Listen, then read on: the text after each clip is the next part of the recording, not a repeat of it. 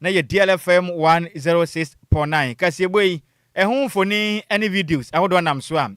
ubenya bi ahwem emre sem ye baje badwen kire no akenkan am na eye Facebook no so at DLFM 106.9 awiai ensem titiram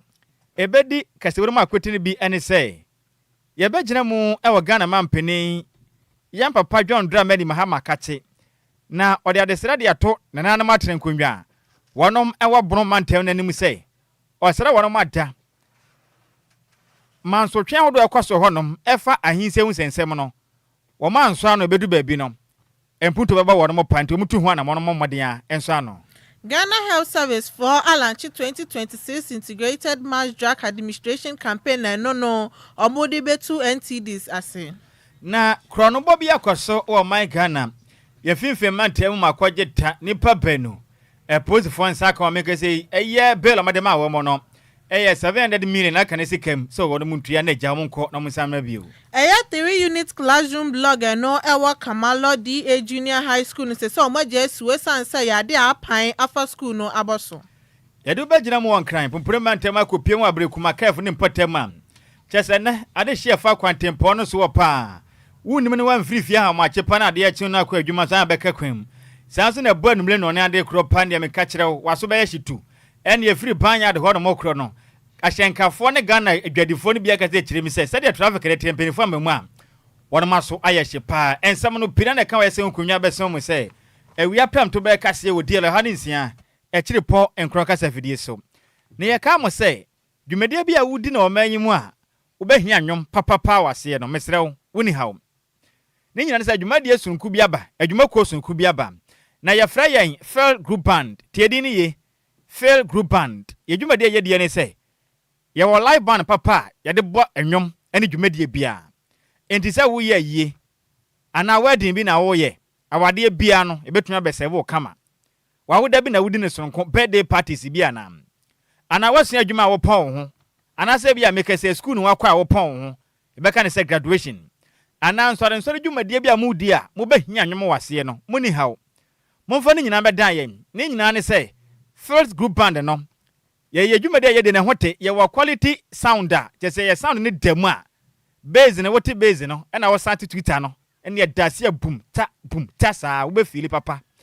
energy ye sense of professional instrumentalist na oba ne ye bo base no guitar ne ade a be say yes papa no nyamudie ni bia ye sense of quality instrument ato nsa frɛ ne a ema ye nkofo ne die ne bi eya ne jatom na no fon bo no hwene da bi ye de ne ntesa akra to nsa frɛ ne besom pa watin upe achi akwan ye wo tema community 22 ba roso inside ho na ebutum ya homa na 0242 965 391 0242 965 391 ana 0541 149 741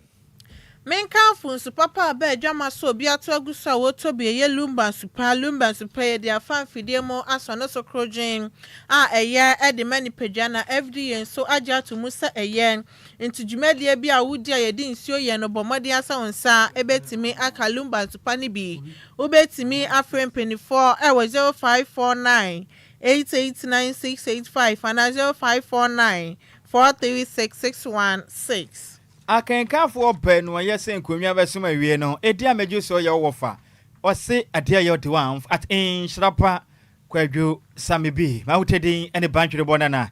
otafrija mene mo fa se ba Adjoa Agyei Sikapa ye da ye ho ye ba ye de kasebo no echire mu ankasa ebesom nansa na no me wofa se rose gold osidi ye kasebo no eye de ba dia wadama eba na nsempatie amamu nsem di ya kasebo de hinta nyina aha ne pa hontama DLFM 106.9 kasebo no nie aha ne nyina yetie DL News.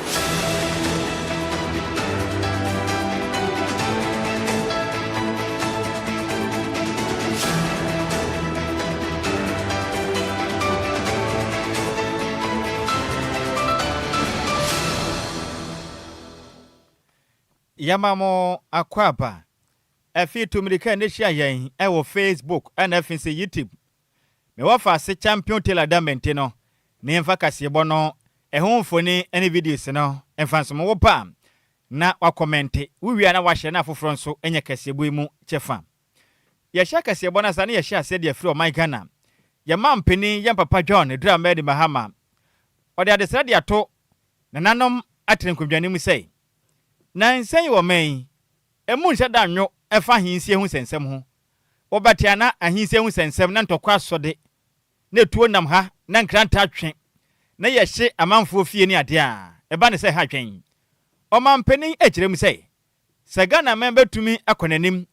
na mpuntu o men ye hwe ne mu ne yensa kade a ye behia asomdwe mapa esante ase ye adwuma da sanso na o men kikire ne kanko no yentumi nyi ahemfo ento nchen ni senti obesere na matene nkomia omo otumi pa wo manyim ni senti ne mebe kwa kwanchanchen yensem fata mansotwe ahodo a ekosofa ahinse sensem no mmode antoto ne ma na dwebro emro manyim Ghana man pedi said to Jandra Damra Bono na matene nkomia ekopie ne so ba mmode akonsrahwe o mampani aka chendra da na ye wukwada John Bosman ataso don son na mampani ekirem sei na nia bre sei krodom eguso ebo adwumade ahwe ema man bosha wo hyeye no watuma di so na mpuntu abo man nanso ne bosha ntumi mmem ewo ma man Ghana ahoba monsem edese ne firi sei wokọ mia pia titiru ne bono mantam ni mu a ahinse hu mansotwe bi kwaso ha twen o mampani kirem sei kukuru mponi abaso a boko de besan yeku bepem sam na yekese ntumi nso ano ehu pomasi bira kra na yesan betena semene bono mantam nso abaye ahemfo mansotwe dia habe ha twen eba ne sampuntu a yepe no yensa ntumi nso kra Ghana mampani kirem sei obesre ahemfo ewo national house of chief for montenase na mmodem fo mani kotu awisie emma pro enko my Ghana abibia hinse wo na moni ahemfo no ntenase hu kwan pom be fa so a won betimi apa opomasibre na mansotwe ahodo a ekoso memefa hinse hu sensem ho no eto atumetwa o mampani kirem sei o my Ghana ya mamra meche 1992 constitution no emma mampani kwan so onfa ne nsa ana na hwene enhyehyehya ahinse sensemu ne senti na ye national house of chief omo na tumi wo mo enti obesere ena oni mu yada regional house of chief omo no wo bono mantem nim entenase na mansotwe ahodo ekwaso efa bono mantam eye ahinse sensemu modde anso ano boko sebe ya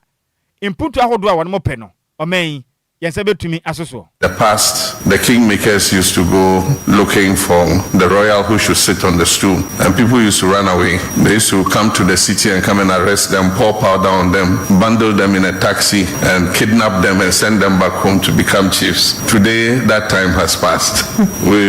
Our chiefs and our kings have given birth, so they have more grandchildren, more children, more wafasiers who can ascend to the throne. And so now the kingmakers don't have to go looking for people to kidnap to come and sit on the stool. We rather fight for the stool. And so it's created a lot of chieftaincy disputes that is impeding the progress of many traditional areas. And government is committed to developing every part of this country. But you cannot carry out that development in an atmosphere of insecurity. In the meantime, the 1992 Constitution said that the issue of chieftaincy disputes was being caused by politicians and government. So the Constitution said government should hands off chieftaincy matters. So it means that government cannot interfere in any matter of chieftaincy unless it is a threat to law and order. That is when we bring the police to come and throw some tear gas and break a few heads, fire warning shots, in order to bring peace and calm back to the area.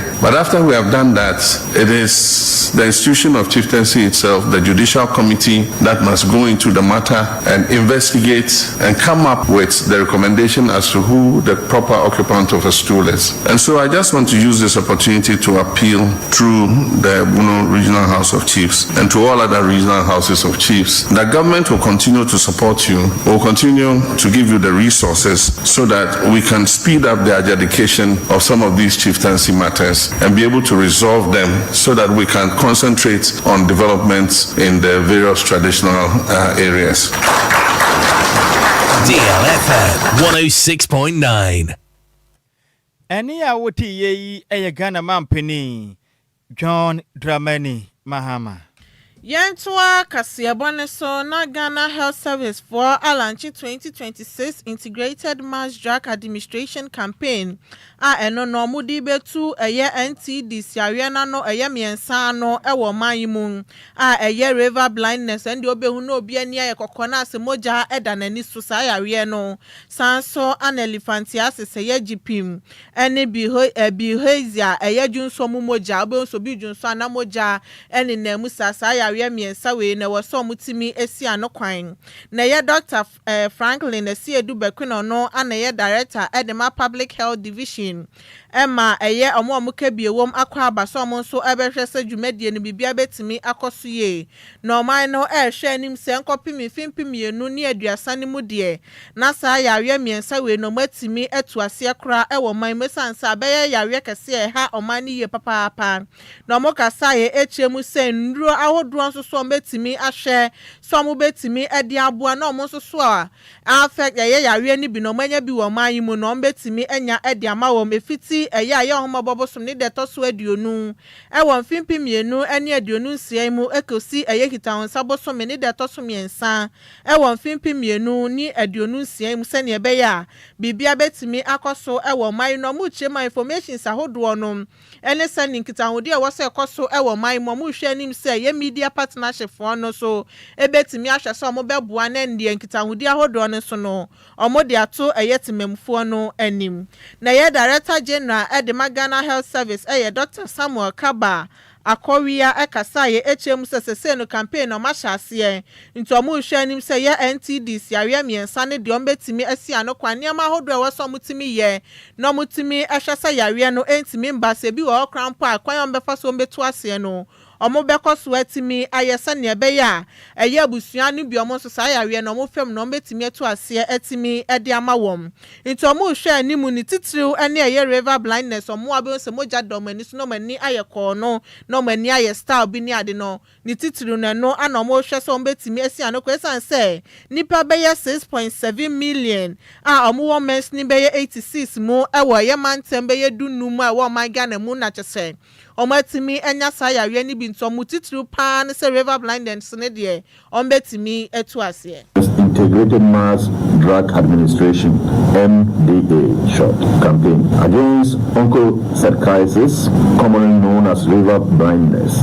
lymphatic filariasis known as elephantiasis, and schistosomiasis known as bilharzia. These are preventable and treatable neglected tropical diseases, DLFM, which we normally term as NTDs, that continue to affect some of our most vulnerable communities. These diseases cause disability, suffering, stigma, and loss of productivity. They can keep children out of school, reduce households' incomes, and slow community development. Eliminating them is therefore not only a health priority, but also a social and economic necessity. These neglected tropical diseases are also prioritized within our integrated activities under the free primary health care. River blindness is caused by a parasitic worm transmitted through the bites of infected black flies that breed near fast-flowing rivers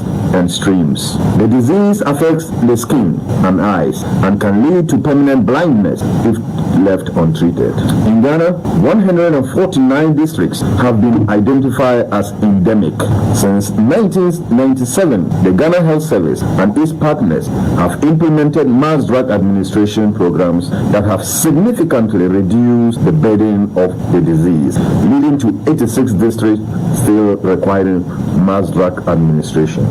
Lymphatic filariasis, elephantiasis,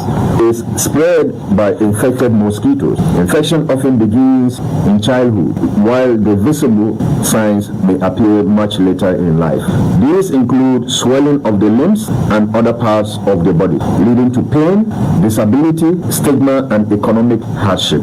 DLFM 106.9. Eni ya uti ye Dr. Samuel Kaba Akowia no ana ye Director General Edema Ghana Health Service. Yantoa kasiabo no so na yemonwura mu awa posifuo ensense mu na yenkopie mu ewo Central Region mechirefimfe mantemu na ofanko Circuit Court make say ahye say enipa benu wanam kwatwa afiase kakra na mum se no court ama omo bail kakra se omo nkɔ na omo mra bio na nhwem mapa enkoso emfanfa wode mu nsemu ne nyina ne se wode makɔbɔ kro no ena mabɛfo tentan so ton ka me ka na moton nsa na ye frakadam a make say owura bi ne ho akodim 100,000 Ghana cedis aka ne sika mu 1 billion o ma prepreche dia man kram simple kram enipa banu de odi kanidin ade eye chidibem oba se Nigeria din pa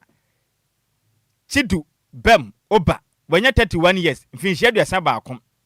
datasi menu wanya mfinhia na aduonu nwɔtwe 28 years didinde ama manche na ama manche de eba ne se na nso ukoye frakatam na apositive kirem say omodo nkopiem o makache ewo dwum bosuma na yewo ne de toso tunum ewo mfempem ye ne de nsiemu ne nyina ne say hwehwem mapa fimfem mantemu eye Central East Regional Police Commander eye chem susu se sankrofo o ya kromfotechu amuapa na court no ekirem am owura didin ade eye chudubem obei apositive ete no eye hwehwem de fa ne nsam no ho na omkopiem so nye ono nko a omakwa hu se ama manche ono so se ensem hunu sa ono to ekira make say court no kirem a wama wono nipa banu no bail 70,000 Ghana cedis aka ne sika mu 700 million Ghana 700 million ena mo de ato mu tiri so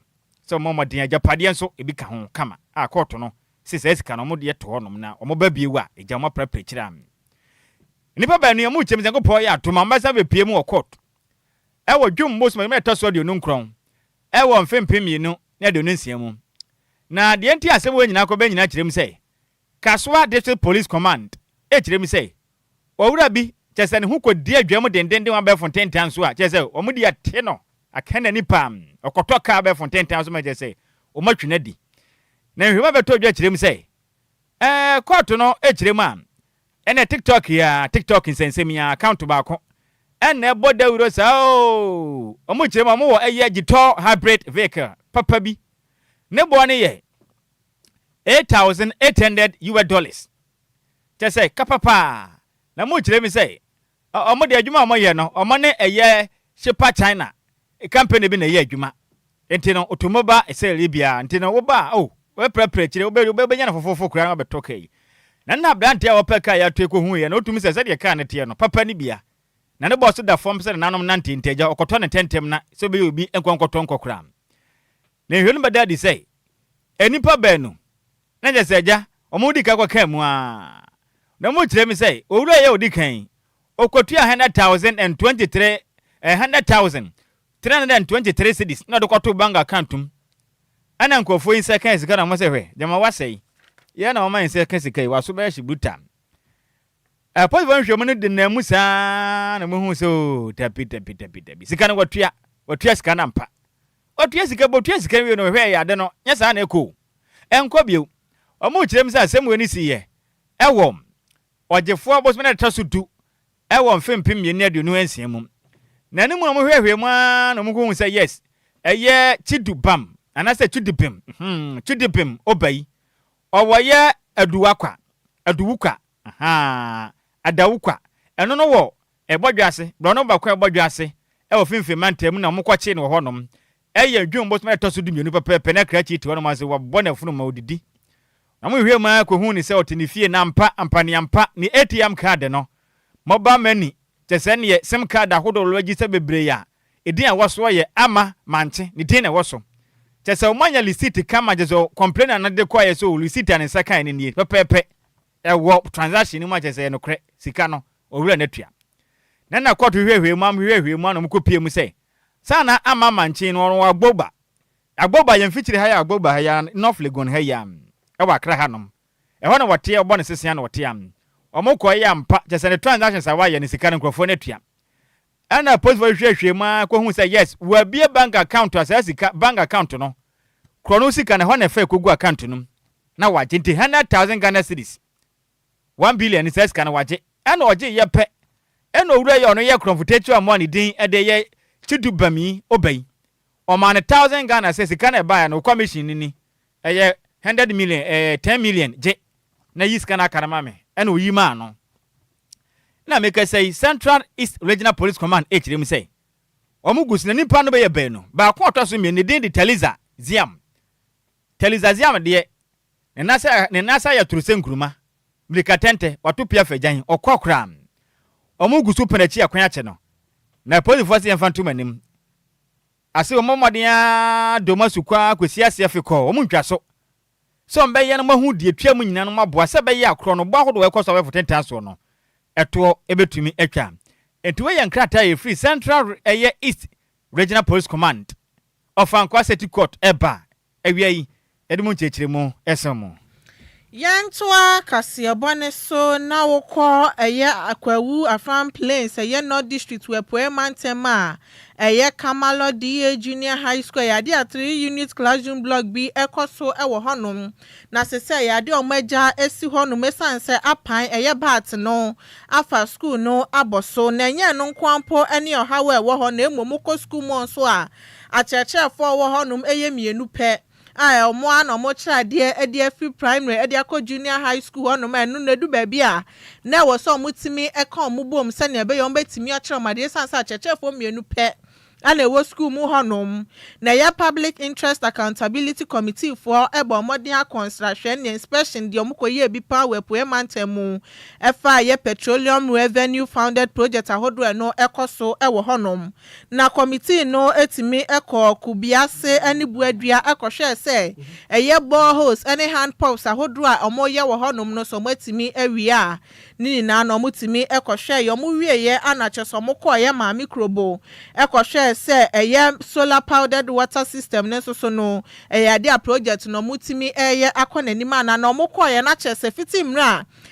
solar powdered water system yi break it down besi ne enya de omutimi ayo ma adwen so mo betimi ayehu ensiesie ene committee no etwa so etimi ekohwe se portals awodo nso so a ewo ma microbo akwantempo ne so no eno so na etesen san so anabia ye bi omoye ye ne so na eno so akosi se omokoye na chese bia ye omoye ye ne krampo no eno so asaya na ewo so omutimi hwe se eno so sa project no mutimi ye ede emawom omosan so ekwa farm plains agricultural zone ekohwe se irrigation facilities ahodon so omoye no omu na mu hwe ni mu se nka hini mebosomi won fimpi mienu ni aduonu nsian mu de na sa project no matimi aye ni na etimi aye ede amawom omokwa na chese niam ahodo ewo hono meye project ewo so omutimi ye wie no na project na nya de omatimi awie ne so omokwa ya omukwo hu se 3 unit classroom block no ewa Kamalo DA Junior High School no so no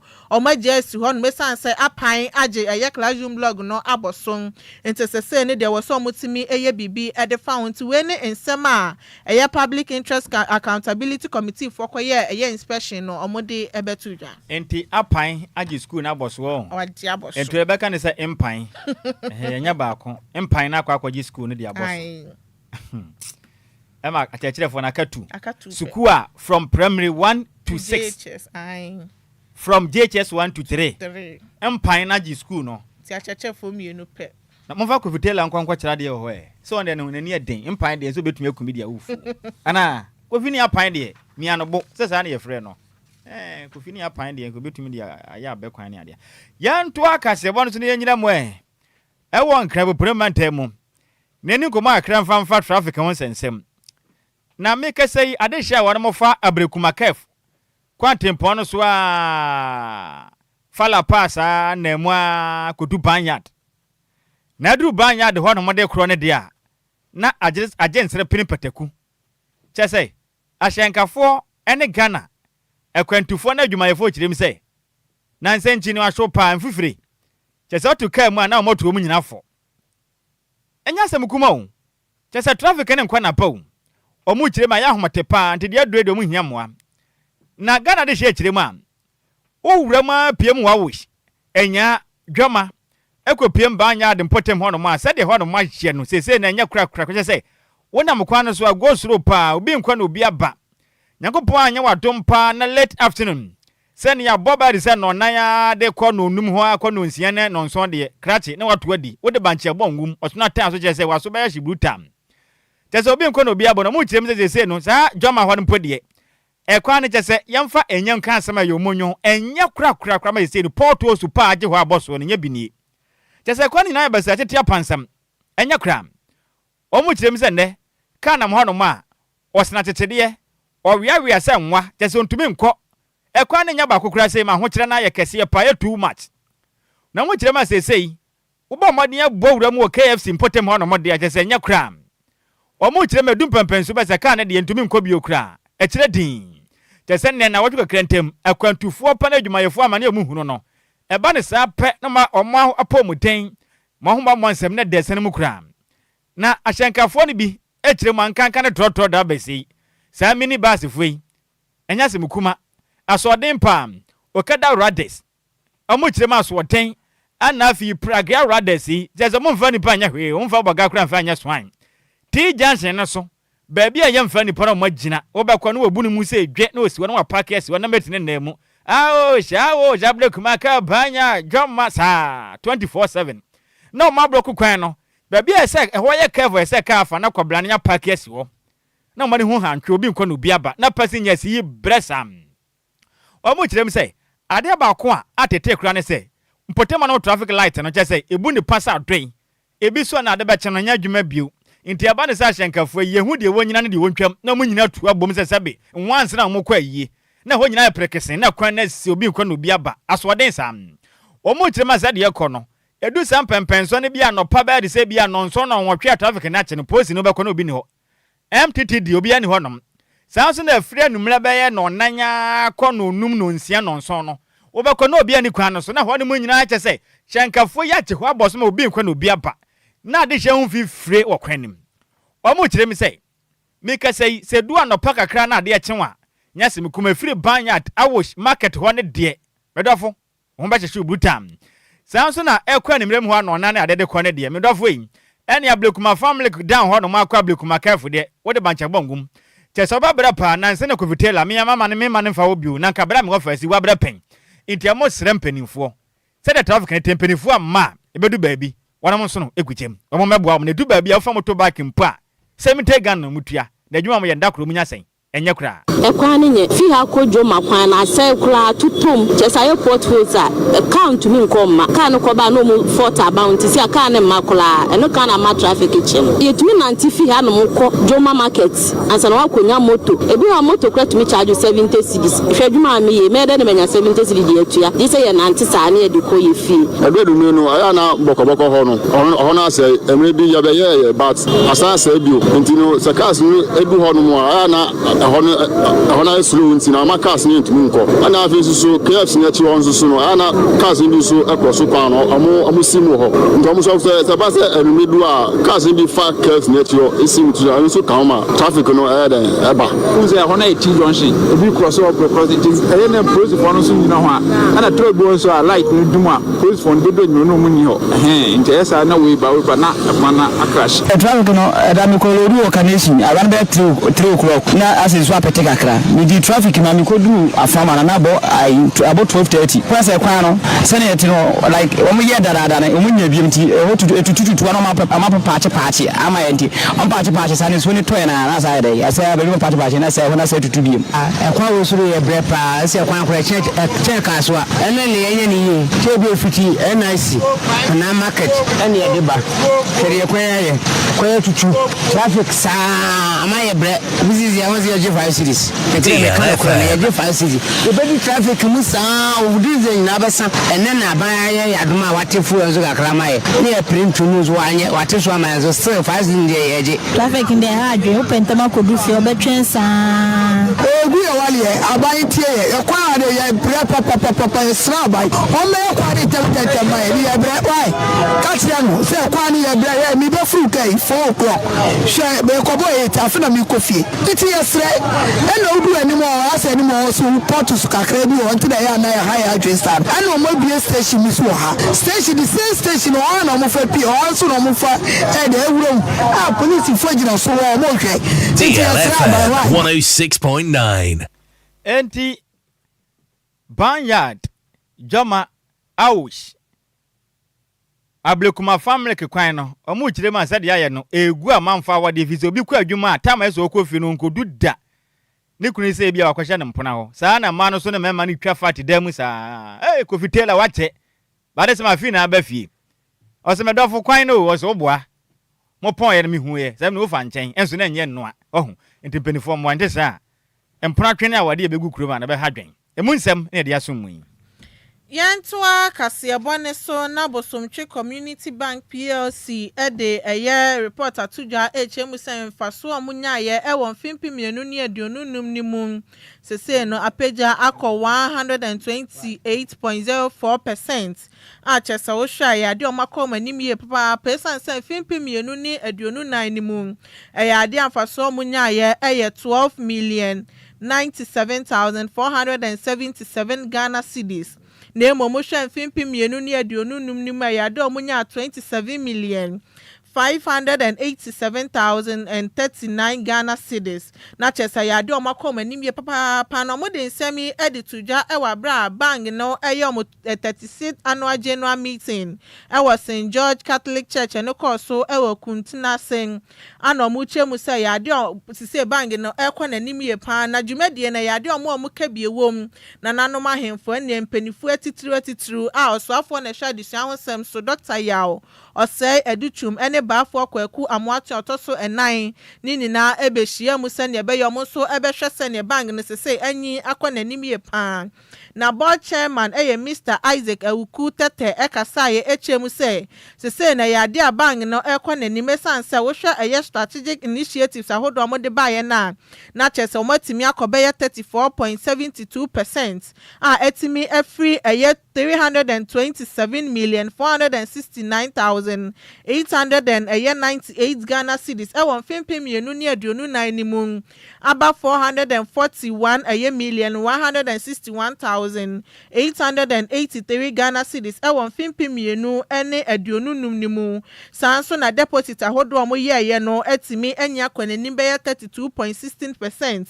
Every 297 million 14,348 Ghana cedis e won fimpi mienu ni aduonu nan ni mu na o hwe fimpi mienu ni aduonu num ni mu dia 392 million 859,599 Ghana cedis na chese ya dia o hwe fitin fimpi mienu ni aduonu nan ni mu ebesi fimpi mienu ni aduonunum ni mu dia na chese bank no etimi akọnanim ye papa etimi ahwese mfaso ahodo no so no omo betimi enya bi na sese no shareholders ebenya 0.10% Ghana cedis e won fimpi mienu ni aduonunum ni mu na emom na fimpi mienu ni aduonu na ni mu dia na stake shareholders no enya 0.04 Ghana cedis per inti sese no musika no etimi akwanim na ahwe se ne sese bank ne eye adwuma nka ne na yebosomtwe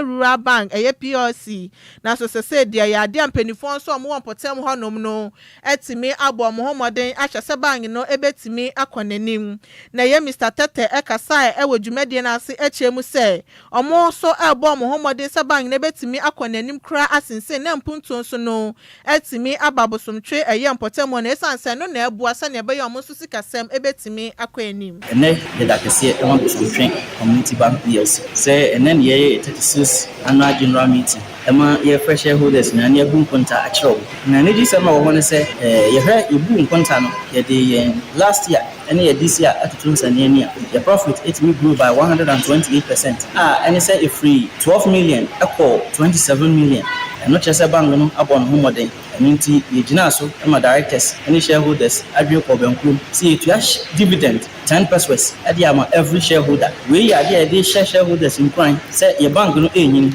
nti omunfa omusika emeshe bank no sisi am no ka say microfinance sector reforms are ecoson and what be here say bank bia rural bank bia we betimi raise working capital stated capital about 5 million Ghana cedis me no ka say sisi Bosomtwe Community Bank PLC ya achieve 5 million dada ye ni so ade hu na we ni say within 2026-2027 ye be achieve edu 10 million and nti ye dey ato shareholders ni anim am ye release 10 million shares say customers and for music ship na bank no itimi nyini e me pempenso last year over here na ye total shareholding na ye 5.1 million.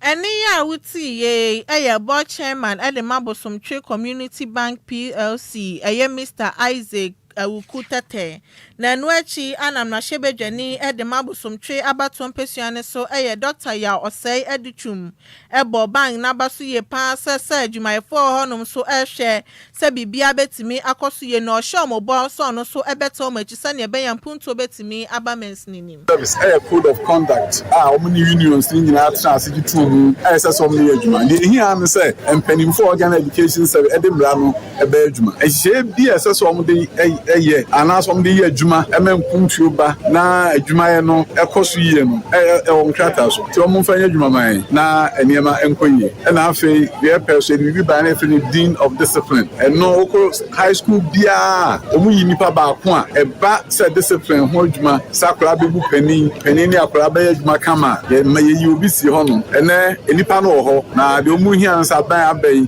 ebe mo mutumi e mo du na omaje omo so aje omatunu no watimi de aye adwuma e de abo discipline excuse me that was Eni ya uti ye ayam na hyebedwani de mabosomtwe abato mpesiane so Dr. Ya Osei Edichum na ne krakra mu anabafo kwaku amoate otoso enan enso ebo bang na abaso echemu se yade anananom ahemfo so etai omachi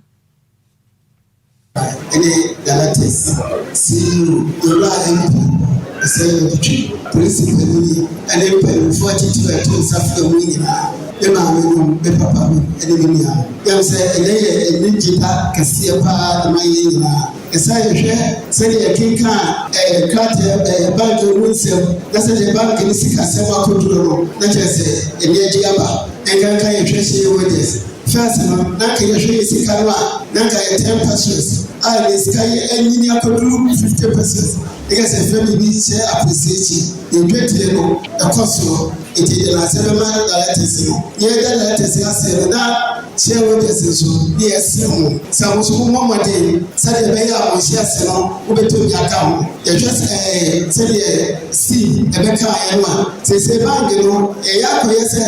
Enipa kakra dina bangina abaye wo media se nyina sheba baba de de sika wuramu a se fasa abenchire bia nyina ya de wo kana msumaka na bangina tibatumpo se hwe wo de sima enipa kakra bi ana bangino abaye wo media ete besramo obia ne hye aso obia no na manager kasa no se fre china koro e bie hye aso no kabde ka ko kran ka ati dividend no a Kefan coffee, Safa shares be come, said the Bayer Bangino, Sika 7 million to they are managers and also the management. Says Libya, Negina, community no Munipa, say it in a Baba Bangin Tumpo, it's a vessel, surfacing a sum by a share, no beer, or Beckabus, or Baba Papaciano, over many people. Now, your demand sure you accommodate near Tria, said the Mocassi limited Nakocha after said, I should do now, DLFM 106.9. Eni ya uti ye bafo kwaku amoate a otoso enan na manibo ye nsem twani Barbara Cranton anedebesomye. We are yenyina we so e ne kenka madwen kire ni bi ensemo wo Facebook no eswa Richard have the abano so hwe live the free ye gbechire station ho no ne ye bo adwumaden esom o my Ghana pa no de yase papa kasebole wana popam e de kasen no de aka ho e de aba with DLFM next gbechire station me das me wo fa se na Mohammed Prince e de abano so my ha o Nhyiraba Kwadwo Sammy B ena Adjoa Agyei Sikapa kasebole mu ada pa na wotie live e de free gomwa kokufu e wo central region no chim so de yase pa Black Stars for so bo ma ba so central da wọ́n mọ̀dé edi nkwenem edema oman Ghana na me wo fa se Nicholas Mensa de aba na o se de bia da otie ye pa na nigi edwumade won afutuo mapan de ba na bodo men na bra bogu so a ekon kan hinhira ye pa na edwumade a ye bode som oman Ghana na Star Boys wo hwe live e di free half mem airport Martina Nicholas Mensa san de aba na wo se otie nsisi a DLFM news otie ye pa na Sandra Beka de aba na wo so ma ye ha Dear News o hwe live e di free time free zone na kasebone e tasty ankasa pa ni jawo papa na o kirema DLFM bibia ye kama na Lumba nsupanso de agiba bia enja kese yankoma na maame na de nyina message press refusu odon papa pa maame odobro ni odon pa yankopon insha no nya ne kese na me wafase Gracie eye Luka de aba na wo say e de ade a me wafase ye na hasi de ade aba na wo say o ma ya ha na wo hwe live edi free Atomic Hotel no dey ase pana dwumade so nko a yebo Edison Omega no dey Odagana mlantia na sendo adambo moden edi nkunum de DLFM news o kirem say no size na sanse na ku parliament de aba no so hwe live edi free agona bobi kuma apa na go blasters na atamfo nyina beko low battery bia ne bewu pa na mo hwe dem se bedi nkugo na so ya nkugo da na ni age pa na ototo ayampia ne ade mate South Africa for nyiro mo no wake up na bibia be fine na kwaku chei de aba na say great news me das mo fast kwaku chei ya menhira opise wiai won so kan ye won ka se bone de asi emusemufo ne ya maze mebel antwene se mu ede ema yen champion tailor de PM wo Facebook and FNC yiti makasebo no wonya bi ehwe DJ Zigibi echinchim kesefremfu madesum ya wiai akenkanfo ye penum 2 edi amaje so ye wofa o se ade yo de one at Nhyiraba Kwadwo Sammy bi ma utedin ane bantwere bona na atafrija mene Adjoa Agyei Sikapa yes also a na Adjoa Siki a kire mo hima na pamfo na betena se edi dila wadwumadi na beto ase mo nyina moniti a ade hye Give us P capsules. Give it to me, babe.